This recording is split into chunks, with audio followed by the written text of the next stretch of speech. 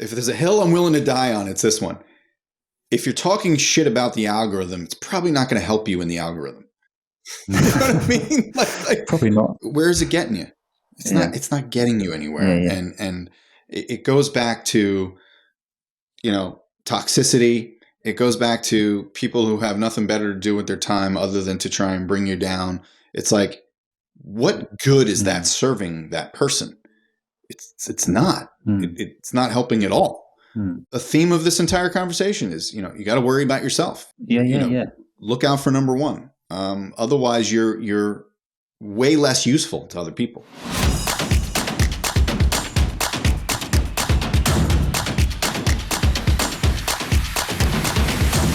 Nat Berman, welcome to the Purpose-Led Leadership Podcast. Delighted to have you on. I've followed you on LinkedIn for quite a while, but we've only recently got together and started to chat. So proud to have you on the show. For those that don't know, tell the audience what you do. I run a business and branding community by the name of Brand Built, and I also do personal one-to-one coaching. So I'm involved in helping people grow their personal brands and then leveraging those brands to, increase their clients, grow their audience, build trust. That's basically what I do. Yeah, man. And you're I think 65,000 followers on LinkedIn. I mean, how would you describe your content? No holds barred. If there's one comment I get a lot, which I personally think is unfortunate, it's they say your content's so real. And I'm like, well, that kind of sucks that they're not saying that about more people, that's somewhat disappointing, but I tend to just let it rip and whatever happens, happens.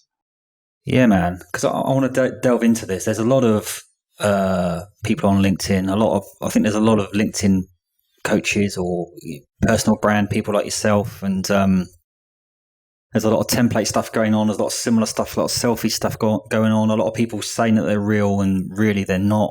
What's your view of the LinkedIn landscape at the moment?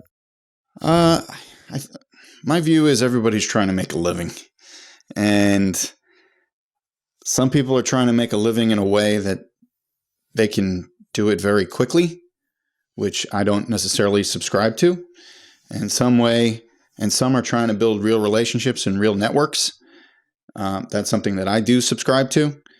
So, to each their own, whatever they want to do, but you have to suffer the consequences either way. I decided to get on the platform at a time where I didn't really need to. I ran a business for 17 years, which still exists today. And I just got on there during COVID when everybody was wigging out. And it's funny because you mentioned, like, what do you think of the landscape? The reason I got onto LinkedIn was because I saw the landscape and it was bizarre. And I saw a lot of super young folks claiming to be business coaches who hadn't run businesses before and a lot of that kind of stuff, which exists today, if not more today than then. So I decided to just start talking about being an entrepreneur and the rigors of that, motivational topics, things like that, just stuff that I was very passionate about, which I'm still doing to this day. So I think it's very easy to get caught up in a quick fix, to get caught up in the latest fad, this, that, and the other. While I don't subscribe to it, like I said, you got to live with those consequences of whatever you do. I think it's right. I think for me, it's about intention, right? And I think let's not hide behind the fact we all like the likes. We all like the rewards and the engagement, the dopamine of it. But I know it's been said too many times before, probably, but I do think there is a tendency for some people to almost, if you gave them the option of there's 500 likes or there's a £500 client, they'll choose the likes. It's almost gone to that sort of stage, right? I think. Well, I think the problem is that they believe that those likes, justifiably in their head, they believe that those likes will lead to multiple £500 or $500, I'm in America, clients. And that's like that question, would you rather have 1 million followers or 10,000, right? And the answer is always, of course I want 10,000 targeted followers as opposed to 1 million, bots or whatever the hell types of low quality stuff is out there. So I happen to subscribe to kind of like a both. There's a time and place for likes. There's a time and place for growing your account. Of course. because visibility is absolutely helpful. But there's also a time and place for buckling down and concentrating and understanding who your client is and what they want and how you can best serve them. And if you're not doing that within your content, as many followers as you'll have, that won't matter. It'll never matter. So I always teach people to start from the right place, which is build the relationship, start talking to the right people. And all along the way, you can implement strategies to grow your account. There's absolutely nothing wrong with that. I think it's strategic and a wise thing to do. But if I'm leading from somewhere, I'm always leading from, here's what I do. This is how I help. This is what it costs. This is, as straight up as you could possibly be. I think so. I think the definition of a personal brand is actually, it is personal, as in, I think that where you've done well in a short space of time is like when you post, people kind of know what we're going to get. Not in a boring, it's Nat again. It's actually, we've kind of got an emotion to what you're posting, and we kind of know your identity, right? And I think that's really important. I always liken this, especially back when I was, more heavily involved with my websites. I always tried to look at it like a TV show in a weird kind of way. Same time, every day, every night, whatever. You can tune in for the person that you're comfortable seeing, and for the most part, what you're going to get. I love to take my audience for a loop every now and then, but at the same time, why do people watch, the late night show, right? They kind of know what they're going to get every evening, and there's a comfort in that. So for me, they kind of know that every day they're going to get something about possibly branding, possibly motivation, something about the 80s or 90s because of my shirts. They kind of know what they're going to get. And I think that's a good thing. It's very comforting to people. And it is part of a brand. A brand is not supposed to change every 5 minutes. It's supposed to exist for many years, if not decades. I think that's right. I think where people go wrong is they try to second guess what the audience or their audience might like, and they try and deviate and move and shake. And actually, there's a lot of value in being repetitive and being the same, but doing different things. But I think it's you can never second guess these people anyway. It's about being real. It's about being real, being yourself, isn't it? Agreed, 100%.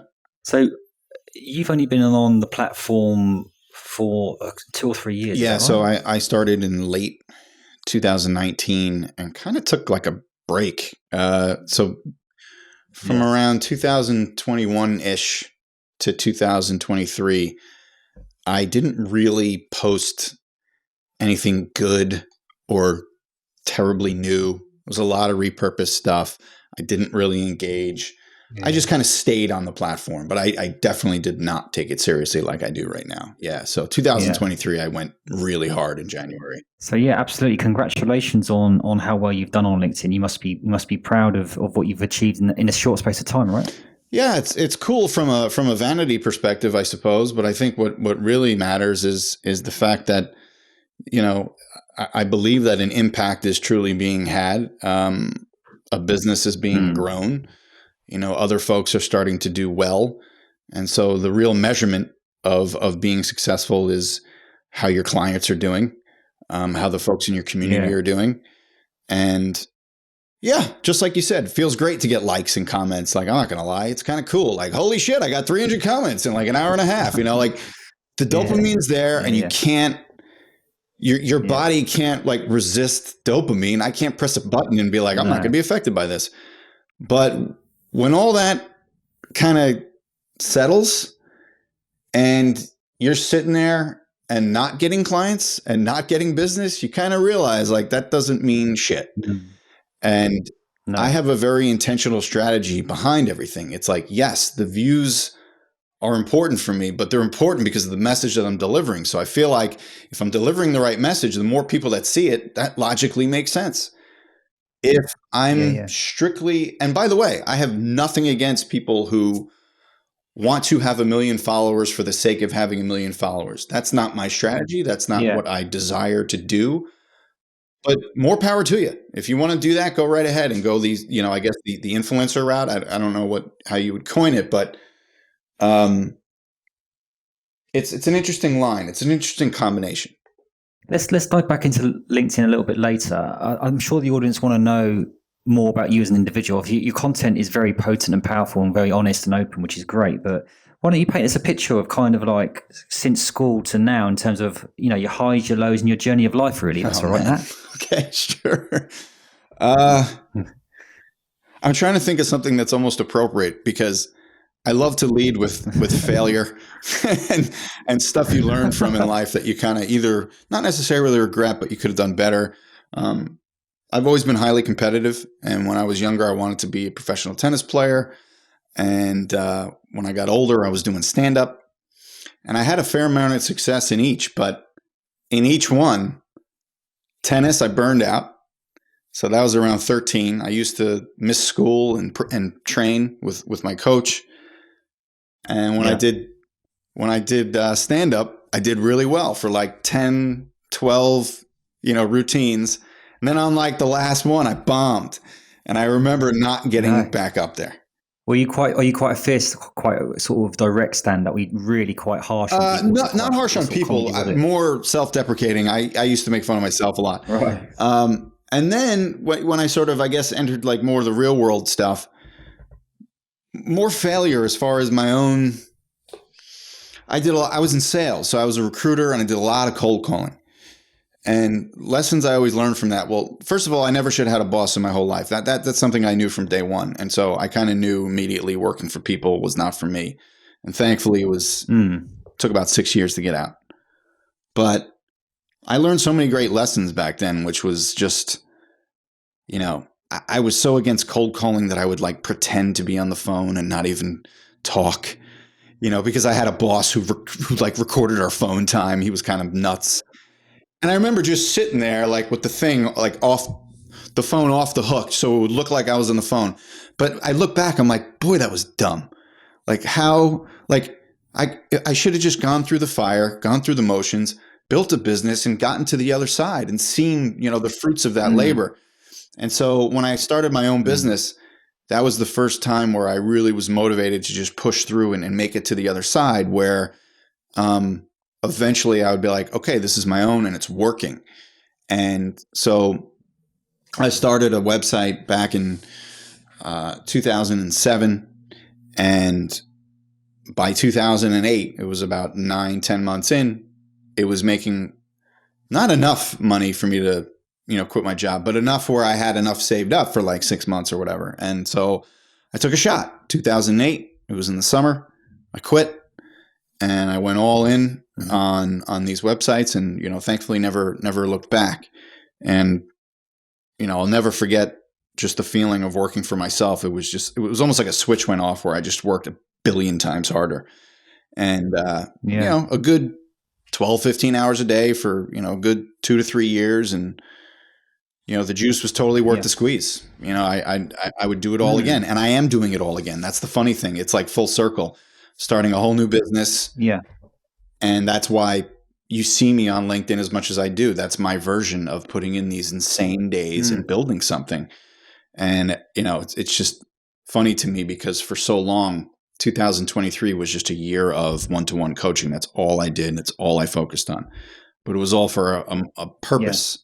That purpose was to, A, do really well with these folks and hope that, they were very successful, which thankfully they were. But B, just get a ton of data so that I could now form a bit more leverage, make a course, have a community, have other things that I could offer people that would allow me to build more of a sustainable, traditional business than just a one-to-one coaching practice. So, yeah, I think that kind of brings us up to date.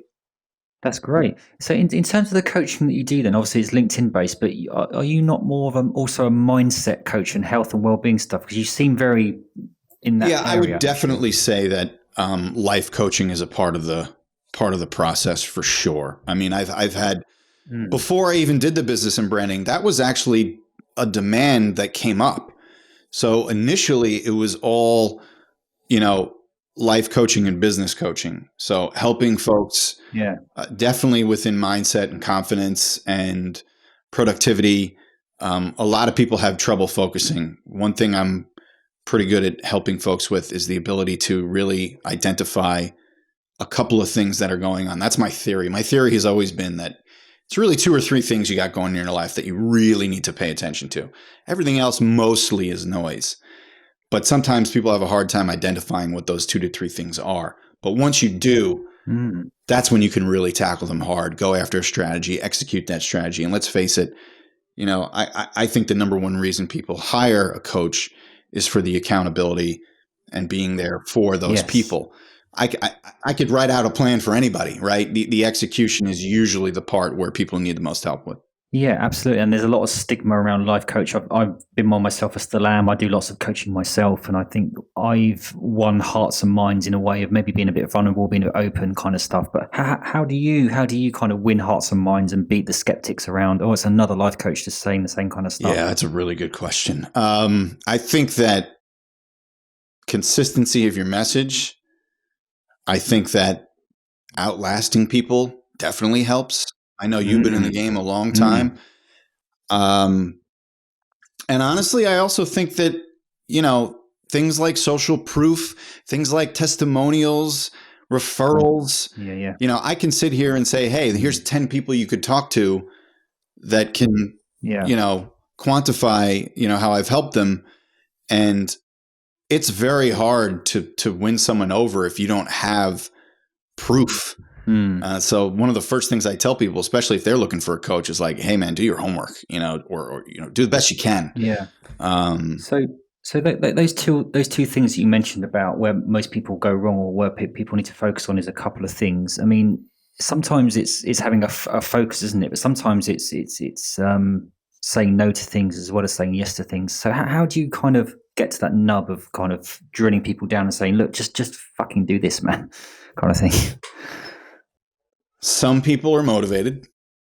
Some people don't need much of a nudge. And some people need a little bit of a kick in the ass, right? But I think the most important thing, especially for those that aren't used to it, and I've had this with multiple clients, is starting off with something small, starting off with something comfortable. I had a client once where he must have thought I was insane because I said, here's all I want you to do this week.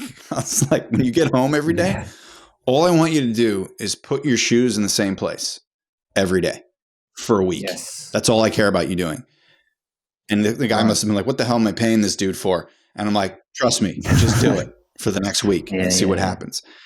And it's like, you build up those habits and all of a sudden it starts from this pain in the ass obligation to something that's more automatic. I'm a much bigger believer in habit formation than I am motivation. I don't think it's close. Yeah, but it's a psychological success of that small win and the feeling you get. Oh, actually, and kind of like, and you just build it up from there. They say like even things like just making your bed in the mornings as a start. You're starting off in the right mindset. You've achieved something, right? Agreed. So, talk to us about family and relationships because we've talked about business. How's all that area been for you? Oh, it's great. I have a wife and 2 boys, and I couldn't ask for a better family. Couldn't ask for a better situation at home. I've been working at home since 2007, and sometimes it's great. Sometimes it's a pain in the ass. During COVID, it was a little difficult with my kids at home the whole time for a while, and so oddly enough, I ended up taking an office for about a year. Because I was just like, I got to get out of the house. I can't do this. And eventually I missed my family because I didn't like leaving every day. So typically, work is most stressful anywhere from, 6 to 10 a.m. And the rest of the day is a lot more reactive and reflective than it is kind of, crazy work. But I go on multiple vacations and, I have time with my kids and I greet them when they get home from school, and I get to, have lunch with my wife more than not. Yeah. So it's great. Because I think the whole kind of COVID thing happened almost at the same time where there was a big influx of mental health and well-being narrative coming out, and it kind of coincided with that. And I'm a mental health first aider. I've done some mental health stuff, and I think well-being is really important. But I think that particularly maybe in men as well, and it's the same for women, but also there are more male suicides as we know. What sort of tips or advice can you give to men or women really around enhancing their well-being or managing their mental health? Well, as someone who has dealt with anxiety my entire life, um, I mean, one thing that I did, which I didn't take lightly, which was over a decade ago, I went on medication for my anxiety. So I'm on like Prozac, generic Prozac, and I was really, really resistant to medication, big time. I Really, took yeah. two different pills that I did not like, and they made me more anxious. But then I went like a good 3 months without doing anything. I was like, I gotta figure something out here. And so I went on this teeny tiny dose. And what put me over the top, and for anybody listening, whether it's medication or not, my therapist said to me, she goes, if you broke your arm, what would you do? I was like, well, I'd get a cast. She's like, right. You'd put a cast over. Would you even think twice about putting a cast over your arm? I'm like, no. She's like, exactly. Well, this is the same thing, but for your head. And you shouldn't think twice about when you have something misaligned in your head. If there's a pill that can help you, align that, then great. Now, it doesn't have to be medication. It could be a therapist, and that could be all that you need. But I think the most important thing is to A, be aware of it, B, Yeah. talk to someone about it. Because there are lots of people out there who are qualified to not only just advise, but to listen. And often we just need an ear that we can talk to. So, I'm no expert, but both my parents are therapists. So I mean, I've been around it for quite some time. My sister's a licensed therapist. My niece is now a licensed therapist. So actually she's a social worker, but working on that, on the private practice part. So it is in my blood, but I never got the certifications, but I believe in it. I think in America it's much more normal to have a therapist. In England or other countries, maybe there's still more of a stigma attached to it. But I think that we've all got mental health. No matter what we say or think or whatever, we can all put on a brave face and say stuff. But I think it's those that, like yourself, who are willing to embrace it and happily talk about it, are the ones that tend to break through and have less troubles actually. And in this day and age, it's almost impossible not to have some sort of shit going on in your head that you don't want to be in your head, right? I'd love to know a bit more about where you think the anxiety stems from. Was there anything in your childhood or in your previous life that kind of affected you, do you think? Unfortunately, I think I'm wired that way. I know that my dad is a fairly anxious person. And I know that I've been that way since I was super little.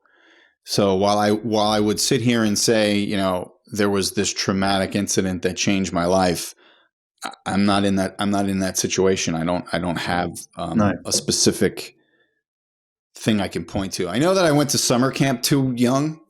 I know that I went to summer camp when I was like 8. It was like sleepaway camp. I was like 8, and my mom seems to think that that affected me a lot.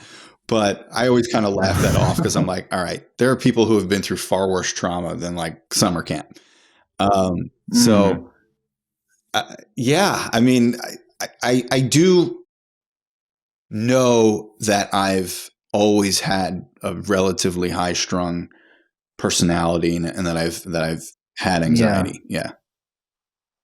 Yeah, because you strike me as the sort of person to stand up. I mean, that takes a certain level of confidence to stand up on stage and ridicule yourself and others, and to set up your own business. It seems you've always had this kind of independent entrepreneurial flair and desire. Would you say? Yeah, I sold gum when I was in elementary school to all my friends. I did all that stuff. Yeah. So, yeah, there's no doubt that I think I've always had that desire, which is why those 6 years out of school working as a recruiter were pretty brutal.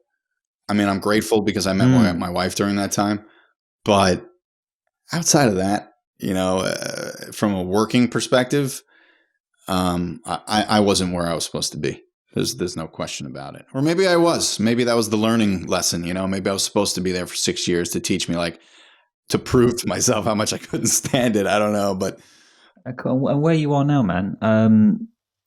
This is about purpose. I've been a multimillionaire. I've lost it all, and now I'm building myself back up. And I've told my story a number of times around the importance, I think, of having purpose. Money is also important, but it's not the be all and end all. You might think differently, but what would you say your purpose is? And where are you in your life? Where do you want to go as well?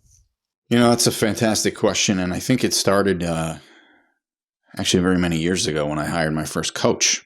Oddly enough, and what's interesting is I'll give him a shout out, Fraser Cameron. Hey, buddy. So one of the first things we did together, and it was my moment of like, what the hell's this guy doing with me? You know what I mean? And he told me to send him a bunch of photos that I wanted to emulate in my life. Like what do you want to do with your life? And he said, send it to me in like photo form. So go on the internet, find some pictures or whatever. And I remember the photos that I sent him. One of them was a microphone in front of a stage. It was like this empty microphone, and there was a bunch of seats behind it. I sent him one where there was a bunch of people just like laughing, probably at a club or something like that. You could just one of those funny pictures of models smiling and stuff. Couple of pictures of just beautiful scenery, which was reflective of travel, obviously. But no pictures of Lamborghinis, no pictures of massive houses. I think I might have had one picture of a nice house.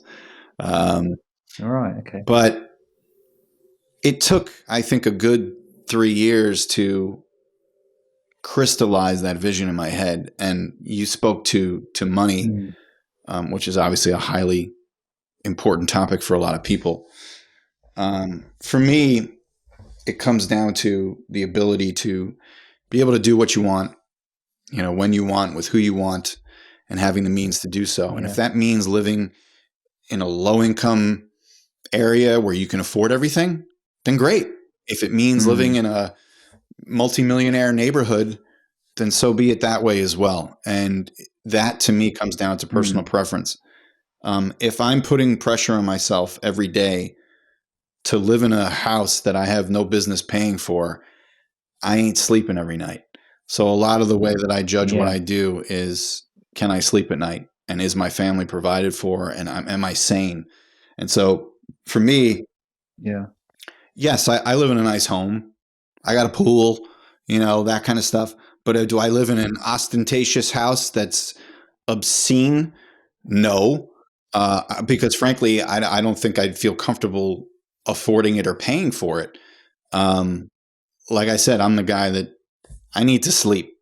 So, I paid my mortgage off the first chance I got. A lot of financial pundits would disagree with that and say, take the 3% mortgage rate and blah, blah, blah. And I'm like, nope, I'll take sleeping on my pillow knowing that I don't have a mortgage. So as far as what I want in the future, seeing that, knock on wood, money isn't quite an issue at the moment and hopefully won't be for a number of years or whatever. Yeah. What I would like to do is really just continue building my network to be filled with awesome people who are willing to help and willing to be helped. Take that network and make it more personal, where I'm actually seeing people in real life and forging relationships and having experiences and doing really interesting things. I don't care about driving a Ferrari, although it's cool, things like that. But honestly, it's time spent with people. And every day that I go by, the more I realize like people. And one thing that kind of sucks, which is almost contradictory to what I'm saying, is I'm the first to admit it. I don't like most people. I don't. I think most people are not particularly intelligent or have their minds in the right place. And I don't care what it sounds like that I said that. I believe that to be true. But one of the rubs there, and the catch-22 is, usually to find the right people, you got to go through a lot of people. And so I've embraced that, even though it sucks at times. I mean, look at LinkedIn's a great microcosm of that, right? Like there's a billion users. In my opinion, less than 1% of them are worth talking to. So, but how are you going to get to that 1%, right? You got to go through everybody else. And then it gets easier because as your network builds and the quality of the folks in your life increases, then what happens? Referrals, and you start to trust that a Yeah. little bit more and more, and it gets easier and easier. But yeah, man, you got to go through the ringer to sort of get to that point. But is it worth it? Yeah, I think it's worth it. And I think that the longer you do that, the more experienced you get, and the less worried you get when people reveal themselves and you lose people. I mean, the amount of people I've lost over the last 2 or 3 years has been very high. Initially, I'm like, fuck. And they're like, well, no, actually, they weren't right. They weren't, And as you say, I think there's, I don't know what the numbers are, 85, 90% of the whole population in the whole world are going through the motions day to day, picking up their paycheck, going home, doing their thing, but they don't even know why they're doing what they're doing.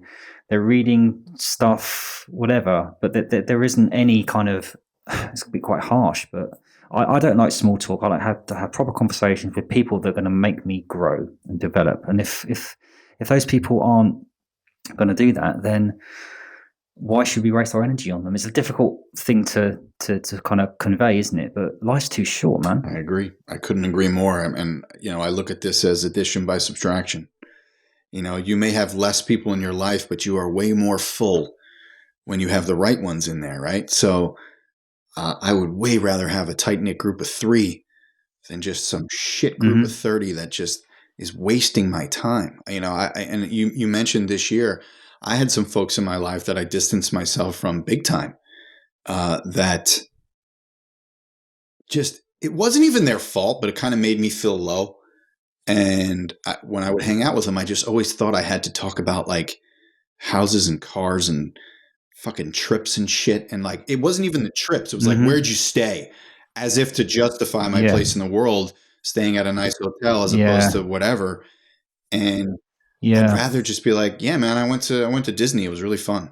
And like, let's just leave it at that. Like, let's talk about how I had a great time with my family and it was fun. And, you really hit it on the head. Like having those real conversations, like don't be embarrassed about wanting that at all.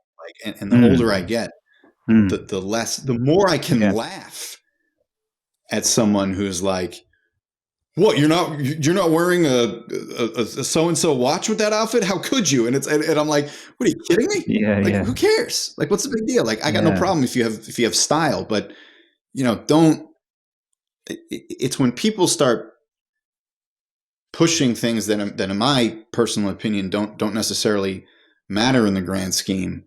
And again, to each their own. If it's important to you, fine, but we're not going to be friends. Yeah. Like, it's just the reality. That's true, man. I think I used to put people on pedestals as well, and I'd also say that I think most people are fucked up, man. We're all trying to do our thing, and actually, don't be a dick. It doesn't, I think some people judge people on the number of followers or their likes, and I think that's also easy to do, but you shouldn't judge yourself on any of that kind of stuff, I don't think. But it's hard in this day and age. It's hard not to. You've got to have a presence. It's too easy to do that, and I think that the fact that it is easy makes it more justifiable and lazy, and less that people will look in themselves in the mirror and actually ask themselves what's really important. I think one of the biggest shifts I've had in my whole life, and I admit it, competitive as hell, that will always be part of my DNA, right? But one of the biggest shifts I've ever had in my life is when I would go to a concert, right?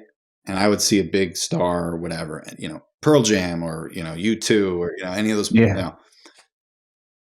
I used to get real jealous of the band because I'm like, why are they up there and I'm not? Look how much power they command on the stage. Look how amazing that is. Like to have a stadium of 50,000 people singing lyrics to your song. What an empowering, amazing feeling. Why aren't I up there? Right? If you can shift your brain to go from why aren't I up there to look what's possible. And man, this is awesome. That is such a key shift, I think, in your brain. Yes. And like I said, admittedly, I'll have those moments where I'm like, fuck, why aren't I up there? Of course. But that's right. But I do believe in kind of manifestation and kind of like attracting stuff. If you're saying why aren't I up there, you're telling the universe, if you believe in this kind of shit, that you're always not going to be up there. Yeah. It's almost as simple as that, isn't it? Yeah, I agree. And I used to think belief structures were kind of hokey, and I used to be like, oh, mindset is bullshit and blah, blah, blah. And, like, I don't believe that if you keep saying to yourself every day, I'm going to be a millionaire, I'm going to be a millionaire, I'm going to be a millionaire, you're going to be a millionaire. I don't believe that. But I do believe if you are in the mindset of, here's how I'm going to do it, here's how I'm going to do it, here's how I'm going to do it, and I'm going to continue doing this every day, then you absolutely have the ability to, quote unquote, manifest what you want. Yeah. There's no question. It's just, I guess it's how you perceive it, but it's like, thoughts on their own are obviously, horse shit. You can't think your way into a wonderful life. Yeah. You obviously have to act your way into it, but it does begin without question in your mind, and it does begin with a vision, a thought, an image, something that you can at least visualize. But you also have to have a plan of attack. If you don't have that and you're not executing on that, then an idea is just an idea, right? And it's never going to be a business, that kind of stuff. I also think you have to have that drive, that ambition, that big dream where anything is possible. But also, I think you've got to have a dose of realism, right? Sometimes you have to be patient. Like going to the gym, you're not going to, it's repetitive dedication to get there, and it takes months and years to get it. And it's a bit like personal brand, but like anything in life, you've got to fucking work. And it's an obvious statement, but you've got to work, right? Yeah, I don't know where I've never been a fan of the quick fix. I've never believed in that. I never will believe in that. And I think it's an interesting topic, but I mean, we can go off on a tangent and talk for another hour on this one, but it made me think you just made me think of like millennials and younger generation, and how guys, I don't know, you and I are probably similar age. I'm 45. So it's like, 47. There you go. So there's a lot of folks in our age bracket, and certainly older, that are like, oh, look at this lazy generation. Look at this generation. This generation sucks. They're so entitled. They're this, that, and the other. And in my head, the first thing I think is, I'm like, every generation has entitled people. Every generation has lazy people. They all do. But you know what? There are some young people out there right now who work their asses off and see so clearly and better than I ever did in my 20s, where it's like, I don't care about the lazy ones. That's not my crowd. But you've got some people that are incredibly intelligent, really, really great to learn from. Like, think of it that way, and it, just for some reason that you made me think of that, and because there is no excuse. It's the work. And it's not like, and I know that you're not referring to hustle bro culture, right? Like you're definitely not saying like, oh, you got to work 24/7 and have a horrible relationship with your family. Wrong. It's do what you have to do. That's what it is. Yes. And I remember I wrote a post once, and I think I repurposed it, and it's coming out in like a couple of weeks. I wrote a post about how, and I think I got some flack for it, about how that time, it was a few years ago, when like Elon Musk was sleeping in his office, and like, yeah, he's kind of crazy, and whatever. But that had nothing to do with it. Like his personality, none of that shit had anything to do with what I thought the message was, and the point was that I felt was appropriate, which was that he did what he had to do, what he thought would make his business most successful at the time that he did it. Is he still sleeping in his office? I have no idea. Probably not. But if I have to burn the midnight oil and do what I got to do, then I'm going to freaking do it. And if I don't, then I won't. Yeah. You know what I mean? Absolutely. I mean, obviously, he's saying that you have to work hard, but he's not saying if you don't work 25 hours a day, you're going to do. I think there's people out there that push that agenda, which is that's the misconception, and it's completely wrong. Like, yeah, you can. There are people who use the word grind, and they mean you have to work 24/7. That's the wrong way to use the word grind. When you use the word grind, it means you work your ass off when you need to, and when it's appropriate, and to get where you want to go at whatever pace you want to get there. you can grow a business in a year and you can grow it in 5 years. If I have the means and the patience, I'm taking 5 years. So I don't have as much pressure, and I can have an easier life. But if I'm in more of a situation where I'm being pressed and I don't have as many choices and options and I need money now, then I'm going to adjust and be more aggressive, and I'll spend more time on something. It's just logic. Yeah. I think what's really worked for me in the last 6 months or so is that I know with you it's the nature of the beast. You're commenting and you're building your brand on that. But I got sucked into LinkedIn and I started to compare myself to other people on there, and kind of like last 6 months I blocked out the noise, and I did feel I was playing a role with my content of trying to be. I've just kind of like stepped back from that. I've just focused on my business, focused on my health. And it's almost like what you said, focusing on 2 or 3 things like that. Everything else is secondary. Whereas I think sometimes we can just, we're trying to make other people happy. It's about what you think of you, not what other people think of you. And I think too many, me included, have been guilty of doing that, right? I 100% agree with that. It's called being the right kind of selfish. You cannot be a good person to anyone else if you're not good to yourself first. It's like the argument of in marriage, right? So I'm married and I've got 2 children, and people are always like, you got to put your kids first. I'm like, nope, you're wrong. I have to put myself and my marriage first, because guess what? If I don't do that, then I'm a worse dad. Then I'm a worse father. It's not me saying I don't care about my children. No. It's to say that if you're not your best self, then how can you serve other people in the best way? You can't.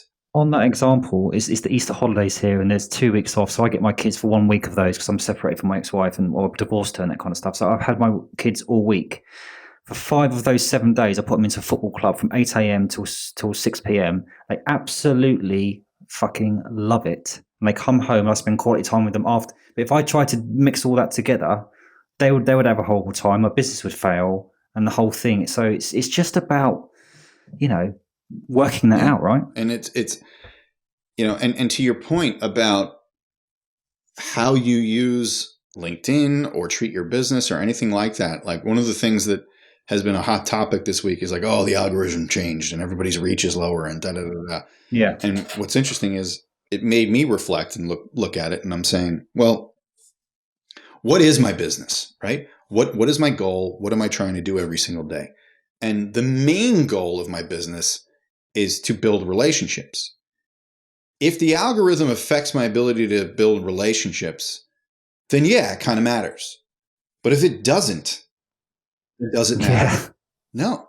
So like I look at my actual account and I'm like, I've got thousands and thousands of connections, tons of them in the first degree that I probably haven't talked to in years. Those are relationships that I've squandered or I'm not building. I've got, as you said, I get quite a bit of comments every day. Those people are all in there. Even though I'm getting less impressions, they're still there. Those are all relationships waiting to be built. And guess whose responsibility that is? That's mine. It's not the algorithms. It's not anybody else's. So once and this goes for anybody in any of their businesses, it's like, who cares? Like if the algorithm doesn't get in the way of your ability to conduct your business, then it doesn't matter. Yeah. If it does get in the way, then it matters. Then you have to adjust. But it's things like that. As you know, that I've got 72,000 or something on my followers, but you can only get 30,000 connections, as you know. So my virtual assistant over the last 6 months has been removing 150 connections that have got nothing valuable to me and replacing them and that kind of stuff. It's kind of like also when you're commenting on LinkedIn, yes, it's important. I've built so many friends from LinkedIn, it's untold. But now my strategy is that anyone who's looked at my profile or anyone's in my actual industry sector, we're targeting comments on them as opposed to just talking to my friends on LinkedIn all the time. I mean, I'm not criticizing that because you've got to have that, but I just think there's only so many hours in the day, and you can't go around moaning that you're not making the money and you're not doing the business if you're really not actually doing the things to make you the money and doing the business. And I think actually you can do a lot more in a lot less time if you just understand the importance of where you put your energy and time, basically. I agree. If there's one thing I'm relatively certain of, even though none of us have the keys to the castle, none of us know the actual algorithm and how it runs. If there's one thing if there's a hill I'm willing to die on, it's this one. If you're talking shit about the algorithm, it's probably not going to help you in the algorithm. You know what I mean? Like probably not. Like if you're whining about the algorithm all day in your content, something tells me the algorithm's not going to like that content. Maybe I'm wrong. Maybe I'm not. I don't know. But it's just like, where is it getting you? It's not getting you anywhere. And it goes back to, toxicity. It goes back to people who have nothing better to do with their time other than to try and bring you down. It's like, what good is that serving that person? It's not. It's not helping at all. Worry about a theme of this entire conversation is, you got to worry about yourself. You have to be, look out for number one. Otherwise you're way less useful to other people. So when someone comes to you for your help, what are the key things that you help them with, and what advice and tips would you give to someone who's trying to build their personal brand at the moment? So for me, there's usually three things that I look at when it comes to like a LinkedIn. First thing I always look at is, their profile. That's a big one. So people think like a banner isn't important. They're wrong. People on average look at someone's banner for 7 seconds, which is longer than any part of your LinkedIn profile. So for anyone listening, think about that for a second. It does matter. So a clear understanding of who they are and what they do is very necessary. And the first thing they're going to look at is someone's profile, right? So when it comes to, like I said, LinkedIn, I always work on that with people. But then there's two other things that, to me, it's just, remember how I said there's 2 or 3 things you need to worry about. Well, I stand by that. Content and engagement. That's it. Content and engagement. Yeah. Is your content resonating with the people that you are trying to reach, or people in that sphere? So are you being deliberate enough with your messaging? And then obviously under that is all the other stuff like, formatting and hooks and, all the playful stuff. Yeah. And then there's engagement strategy, which I call the 3 C's. Comments, connections, and what's the other one? Shit. Community. No? Oh, no. Comments. Content. Comments, content, connections. No, there was another. What the hell? It's in my thing. It's in my like sheet or whatever. But the point is, is you need to be paying attention to, the comments that you're making, the people who you're making them on, the connections that you have. That's key. Yeah, I agree. So we're kind of coming to the end almost. It's gone really quick. What's the hardest thing you've done in your life so far, mate? In my life. All 45 years. I think one of the hardest things I had to come to grips with was that I needed medication. That was a really difficult time for me. And because I was going through some bad stuff and a lot of poisoning my own mind, so to speak, and so to actually like get to the point of taking a pill was a really big deal for me. That was really challenging. I think almost losing my business a few times. This is the website stuff. Wow. That was really, really difficult. That was hard. But so what were you poisoning your mind with then, if you don't mind me asking? Because I've been a bit of an addict in the past myself. I've been open about that. So we've all done our thing, right? Yeah.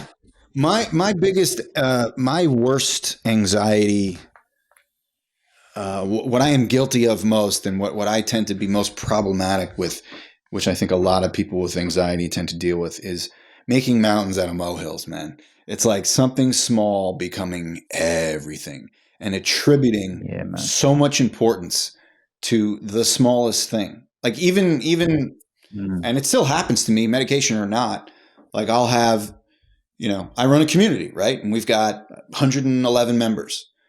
If someone drops out, I like freak out. It's like, you know how normal that is for someone to drop out, like attrition, like it's completely normal. Yeah. But that's an example. And I get that almost Right. from my dad. He's a therapist. He has patience. When he loses a patient, he wigs out. Mm. He freaks out. And it's like he'll get like 3 more the next week. And it's like, chill out. And so I think that applies to almost a lot of things in my life. It's when you perseverate on something and you think that is so much bigger than it actually is. I am fully guilty of that. It happens a lot. Yeah, catastrophizing stuff, right? Yeah. And I guess when these types of things happen, would it ever go away, do you think? Sometimes you've got to accept maybe you're a little bit like that, no matter what you do, no matter how many medication you take. Yeah, great question. I actually had a piece of content about this the other day. And I have always loved the phrase and the quote, and the only way out is through. I always believed in that. And you ever see the movie A Beautiful Mind? I love this example. Oh no, I've heard of it. It's supposed to be amazing. I've always wanted to see that one. You'll want to see it after this, and I don't want to give anything away, but it's hard to give the example without giving it away. But rather than talk about the movie, I'll just talk about anxiety itself. Anxiety to me is something that is a part of you and that you live with it. And you can walk hand in hand with it and choose to pay more mind to it, or you can choose to let it absorb you and take over your entire life. And some people, they can choose to do that without medication, and some people can choose to do it with. Yes. But when I look at a lot of problems like anxiety or depression or, whatever, somebody who's an introvert or nervous, I look at all those quote unquote conditions as things that you must live with, not try to avoid or not try to go around, but you must manage. And so that's how I look at anxiety. It's something that I have to manage every single day, but it's just part of your life. It's just another part. No, I really believe that. I suffer from that as well. And I tried medication. It didn't actually work. It made me worse.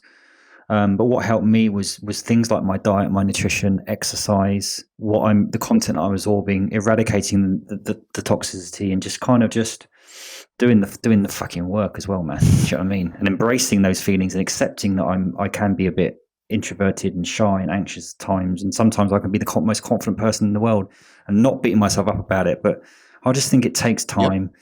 And sometimes you got to embrace your scars and say, this is me. And it's not people. Everyone's got their shit going on. That's right. We all do. None of us are normal, man. None of us are normal, man. We all come from messed up places. We all got crazy families. We all got that wacko sibling or uncle. I mean, we're all the same. We're all human. We're all human. So. No, definitely. So, sort of in closing, really, any in terms of LinkedIn or even people being entrepreneurs, any advice or tips around, say, a young 18, 20 or young person building their personal brand, their career, their life? What would you like to say? I mean, I would definitely say to seek out other folks that are doing it right and try to align yourselves with those people. Stay very narrowly focused. Have the right kind of tunnel vision, know what noise to listen to and what noise to block out. And that's easier said than done. That is not an easy thing. But as far as the words that I tend to live by, there's two mottos that I have in life. One of them is no excuses, get it done. And the other one is do what you got to do. And those are my two phrases that I always like to leave people with. I love that. Because when you say do what you got to do, that means if it feels right and it's specific to you, that's your baby, it's your thing. Go for it, right? Yeah. Then there's the Churchill quote too. When you're going through hell, keep going. I love that one. Yes, absolutely. Nat, it's been an absolute pleasure. Thanks for coming on the show. I'm looking forward to releasing this one, and keep up the great stuff you're doing. You're inspiring lots of people. So well done, mate. Thank you for that. Man. Thanks for having me. The Purpose-Led Leadership Podcast is sponsored by Orca Pay Group. We've chosen to partner with Orca Pay Group because they're an umbrella and payroll company that leads with trust and transparency. They cultivate enduring partnerships with sustainable growth. They aspire to live in a world where umbrella and payroll companies are trusted, where confidence is earned and transparency is essential. They operate as strategic partners for growth. They are pioneers of exceptional service, and they put their recruitment agency partners and their contractor experience at the heart of everything they do.